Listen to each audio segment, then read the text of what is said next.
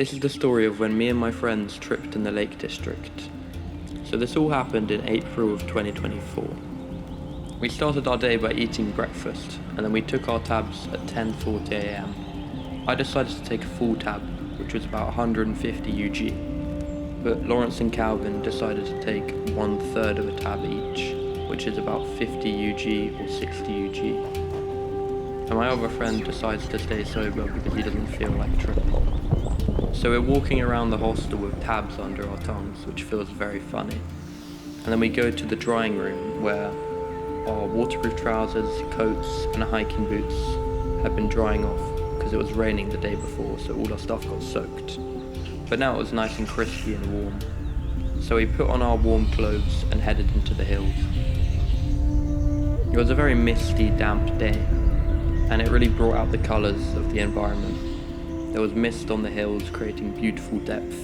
It was damp in the air and windy in the hills. We began walking along a very small road, which took us downhill a bit. I remember feeling a bit more flowy than usual in my body. We started climbing up a mossy mountainside with ease, and we gained height extremely fast. There was a stone staircase built into the mountain head. It was insanely trippy. We looked up at the mountain, and there were different paths and routes. We were thinking about how this is a metaphor for how there are many different paths people can take in life, but we all end up at the same destination in the end: death. Death is the only certain thing, and it's quite unifying in a way. As we walked up this staircase, I was now feeling it quite a bit, and I was beginning to get visuals. I was getting small, intricate patterns and textures, and an extremely warped perception of scale. I felt huge compared to the steps. I looked down at my feet while walking along this long staircase going up the mountain, and I imagined it to be a medieval treadmill, a cylinder with a set amount of steps rotating to give the illusion of walking. If you look down, it becomes your entire world, and you just keep walking up steps. The others were also beginning to feel it, though not to the degree that I was. I felt like I'd take a step and push the ground beneath me. My perception of scale would warp, and I'd feel like a giant walking on boulders for a bit. We started looking at these small rocks in a pile on the floor, and I moved my head in a circular motion around them and paid attention to how 3D they were. I was amazed by the texture on each surface. If this was a 3D model world, the textures would be works of art and designed at the highest level. Me and Lawrence looked at the grass and saw lots of 2D cat outlines. I realised that whatever I thought of could appear in my visuals. It had a theme to it I wanted it to. I saw a lot of card suit symbols throughout this trip. Me and Lawrence started to speak about how this part of the trip feels very stable. We had gotten past the come-up and we were now peaking. It felt like a smooth, stable, grounded body feeling. It was very intensely windy, but I wasn't wearing my jumper because I just accepted the wind as a part of the natural experience. Sol was actually quite cold because he was sober, but the acid just made me embrace the wind completely and not even wear my jumper. I felt very grounded while not wearing a jumper because I liked feeling the wind brush against me. The landscape was never ending and everything felt huge. On this trip, I let go of my internal map completely, and I had no idea where we were. This is quite unusual for me because I've got a pretty good built-in compass in my mind, but I just let Sol keep track of where we were, which was very, very freeing. In the distance we saw a thick forest with pine, and we headed towards it. I took a photo of the forest on my disposable camera, and then we jumped a stacked stone wall into the forest. The forest floor was completely covered in a thick layer of moss, and it was extremely spongy. I laid down on it and I felt really warm. The woods had a kind of jungly, humid vibe to it, very tropical. We were talking about how trees are a good metaphor for life and humans. The branches are the people in our lives. The roots are what we use to stay grounded, our core selves. The tree trunk is us. The leaves will flower and die. And this is like the ups and downs we'll face in our life. When I looked out at the landscape, it felt so grand and huge.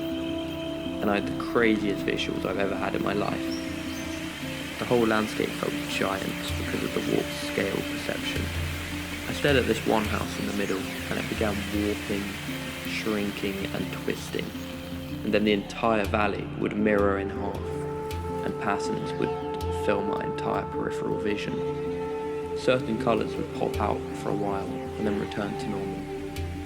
For example, light green may become brighter and then go darker. It's extremely difficult to describe. I felt very euphoric this whole time, and like my heart was floating. It was an insane body feeling. I remember feeling very grateful for everything in my life while walking down here. I was reflecting on my life. People, my home, my family, my skills, my achievements. It felt like I was doing loving kindness meditation. I was in a state of bliss and contentness. I felt extremely healthy from my mind. We started climbing up a mossy mountainside with ease, and we gained height extremely fast. At the top of the mountain it was very cloudy and it felt ethereal. It was like a different planet up there. It felt like we were on Mars or something. We got to a high point and we sat on a rock and watched the clouds go past. So asked if I was feeling the tab. This was my friend that hadn't taken anything. I told him yes, and I began to explain the warped scale of perception. He said that from the outside I didn't seem to be tripping. This was really interesting to hear because it meant that it was completely internal to me. To him, we were just walking up a staircase.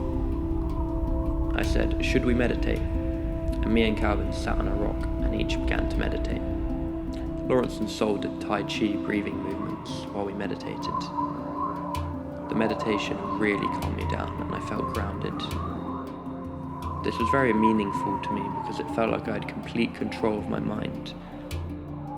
This trip felt like the ultimate test to how strong my mental state and mind was. It was stronger than it had ever been before, and I was really happy with this. This trip felt very beneficial to my mental health. It was like the ultimate test. I was getting extremely detailed close-eye visuals.